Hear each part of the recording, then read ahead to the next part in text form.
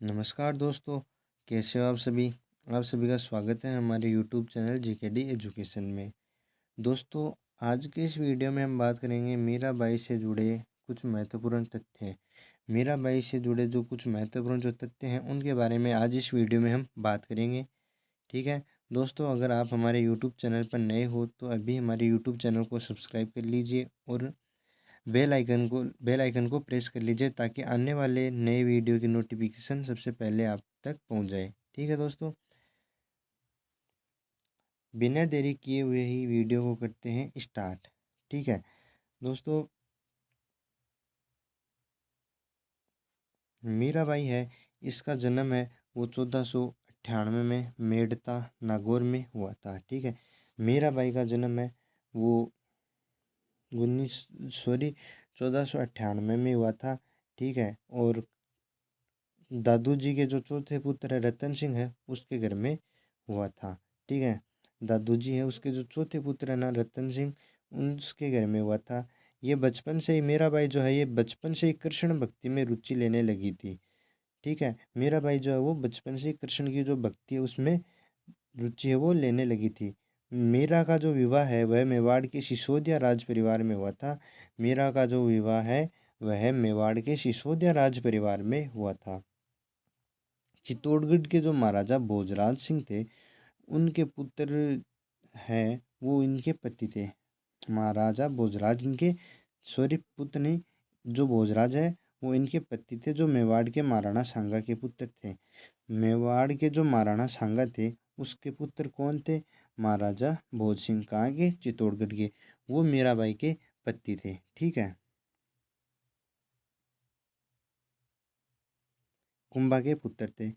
और उनके जो पति है उनका भी 1518 में दिल्ली में जो सल्तनत के साथ जो चल रहे जो युद्ध थे ना उनमें से एक युद्ध में उनके घायल हो गए और 1521 में युद्ध में घावों से उनकी वो जो मृत्यु है वो हो गई थी।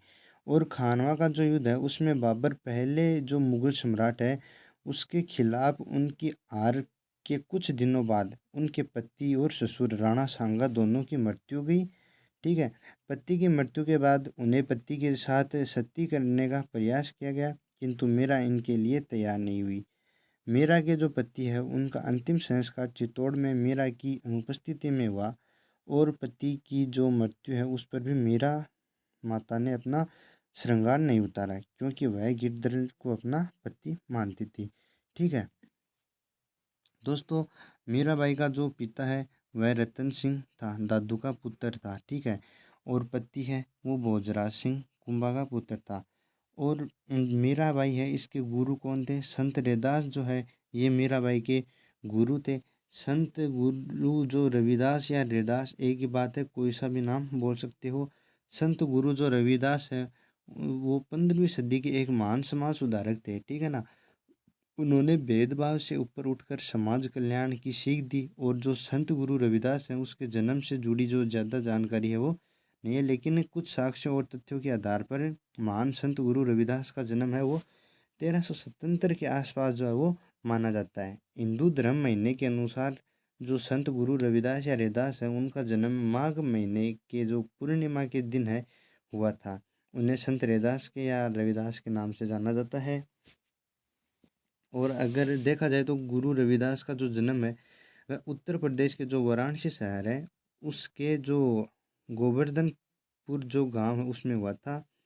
और उनके पिता है संतोख दास जी, वह जूते बनाने का काम करते थे। वहीं रैदास बचपन में जो साधु संतों के जो प्रभाव उसमें रहने लगे थे, इसके जो चलते उनमें जो भक्ति की भावना वो बचपन से ही भर गई थी। ठीक है, और मान्यताओं के अनुसार 1630 में द्वारका में जो वो कृष्ण भक्ति के साथ साथ कृष्ण श्री कृष्ण की मूर्ति में भी समा गए थे। ठीक है ना, चलिए आगे देखते हैं।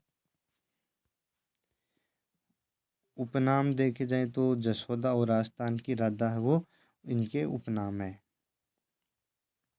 मृत्यु की बात करें तो 1547 में द्वारिका में है वो मीराबाई की जो मृत्यु है वो हो गई थी।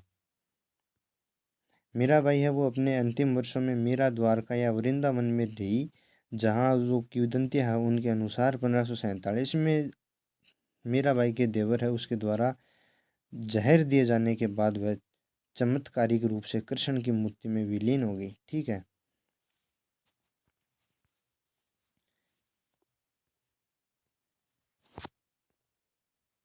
अभी मीरा की जो रचनाएं हैं वह देखते हैं। सबसे पहली है गीत गोविंद की टीका। मीराबाई की रचनाएं हैं उनमें सबसे पहली है गीत गोविंद की टीका, दूसरी है राग गोविंद, तीसरी है सोरठ के पद, चौथी है मीरा की मल्हार, पांचवी है फूटकर पद और छठवीं है नरसिंह जीरो मायरो। ये छह है इनकी जो रचनाएं हैं, मीराबाई की जो प्रमुख रचनाएं हैं। ठीक है।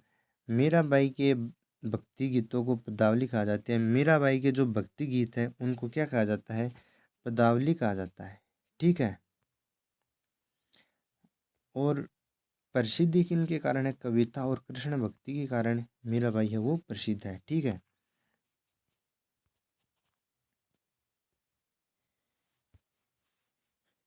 मीराबाई के पदों में राजस्थानी मिश्रित ब्रज भाषा का प्रयोग है वो किया गया। ठीक है। मीराबाई के जो पद हैं उनमें राजस्थानी जो मिश्रित ब्रज भाषा है उनका प्रयोग किया। ठीक है। मीराबाई ने कृष्ण को अपना पति माना था। मीराबाई है उन्होंने कृष्ण को ही अपना जो पति है वो माना था। ठीक है। राजस्थान साहित्य अकादमी उदयपुर द्वारा मीरा पुरस्कार दिया जाता है। ठीक है। राजस्थान साहित्य अकादमी जो उदयपुर है उसके द्वारा इसको मीराबाई को मीरा पुरस्कार दिया जाता है। इस अकादमी का सर्वोच्च पुरस्कार है। इस अकादमी का जो सर्वोच्च पुरस्कार है वह मीरा पुरस्कार है। मीरा पुरस्कार है यह राजस्थान साहित्य अकादमी का जो सर्वोच्च सम्मान है। ठीक है।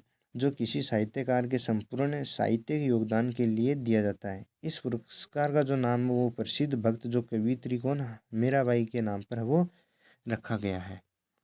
ठीक है। आज के इस वीडियो में हम इतनी बात करेंगे मीराबाई के बारे में। जो कुछ महत्वपूर्ण जो तथ्य थे पूरे तो नहीं पढ़े गए, लेकिन जो भी महत्वपूर्ण जो तथ्य थे वो आज के इस वीडियो में हमने पूरे देख लिए हैं। ठीक है। आज की वीडियो में हम इतनी करेंगे, बाकी की बातें करते हैं नेक्स्ट वीडियो में। तब तक के लिए धन्यवाद।